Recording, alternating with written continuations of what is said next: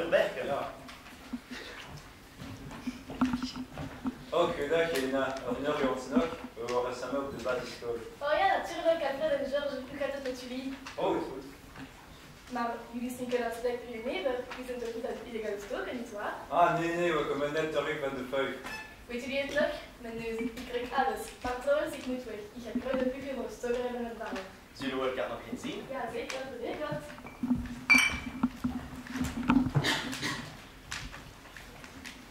Ik vraag me af wie Elina lief ziet. Ik denk dat ze meer van mij houdt dan van jij. Nee, ze ziet mij liever. Nee, zij is op mij verliefd. Weet je wat? We zullen het haar morgen vragen.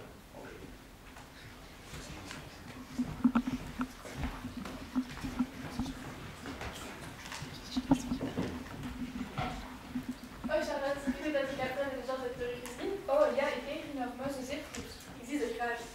En nu zie jij je liefst? Het is moeilijk te kiezen. George is meer een man van karakter. Hij wil rijk worden, hij is meer een doener. Alfred is meer een dromer. Hij wil de Himalaya beklimmen en de muur van China zien. Ik hou daarvan. Je moet wel kiezen. Weet je wat? Ik ben beide. Ja.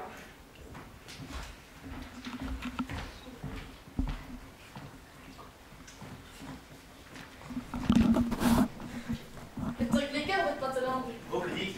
Wat is dat? Salie. Linde. Goed, en die? Behoorlijk leuk.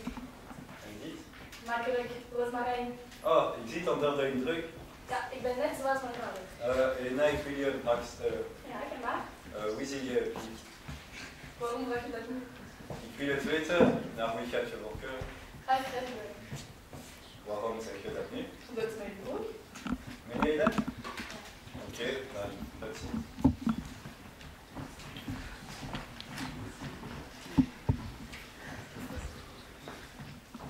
Elina was voor mij Alfred. Je wist het. Ja, dan blijven zo. Wil je dat ik ook tegen de boom sta? Zoek je de boel? Niet vechten. Geen vrienden mee. Rustig jongen, rustig.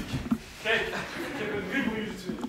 Jullie worden ook opgeroepen voor het leger, mobilisatie en het petje gemaakt zijn.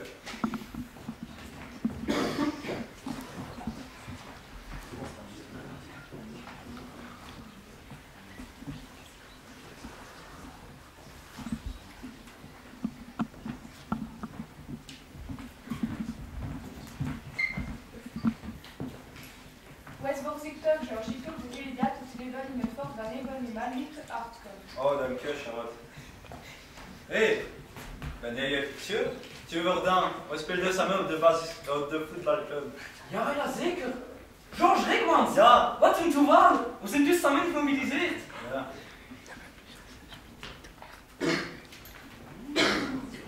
Ik zag hem niet zeggen.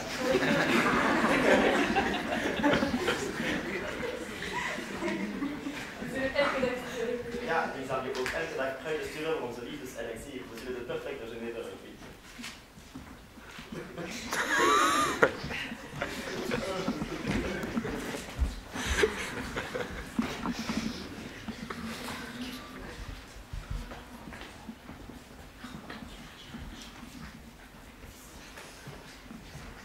Elina, ik heb geen goed nieuws. George en Alfred zijn weggevoerd naar Duitsland. Dat is een goed gezondheid.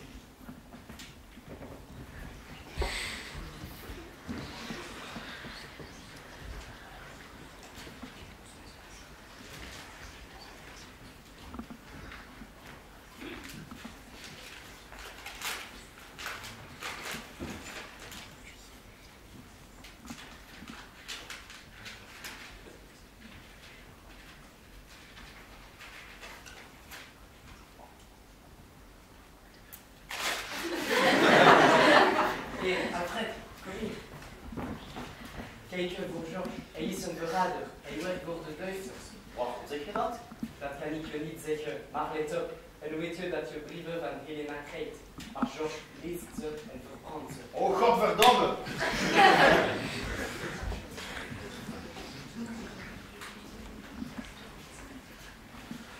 Vertrouw maar zo niet.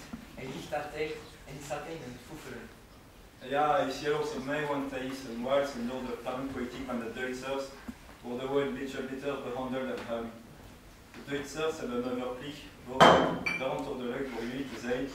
Als we ons goed gedragen, kunnen we voor kerstmis bevredigd worden. Wat is veel goed nieuws.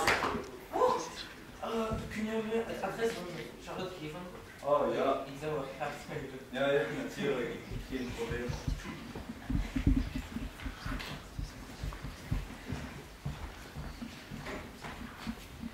Charlotte, ik moet je iets zeggen. Ik ben zwanger. Hoe kan dat? Alfred is al 6 maanden weg. Van wie? Van Klaus, een Duitse officier die wil presenten en vergen. Hij heeft me verkracht. Ik verwacht mijn kinderen niet weer van mijn verhaal. Oh, Gaarne, wat ga je nu doen? Ik weet niet. Elena, ik heb steeknieuws gekregen. Alfred is dood. Hij is als een held gestorven. Wat? Wat zeg je? Je zou het moeten zeggen.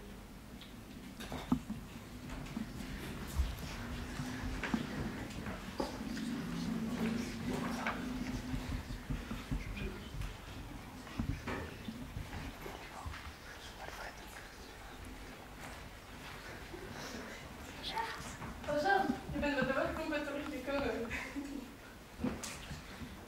Ik ben zo weer teruggezien. Oh, ik ben ook blij. Ik ben nog eerst dood. George, hoe is hij bij omgekomen? Ik wil het weten. Ah, sorry, nee, ik heb niet zeker. Ik mag niet. Trouw met mij, George. Ben je dat? Oh ja.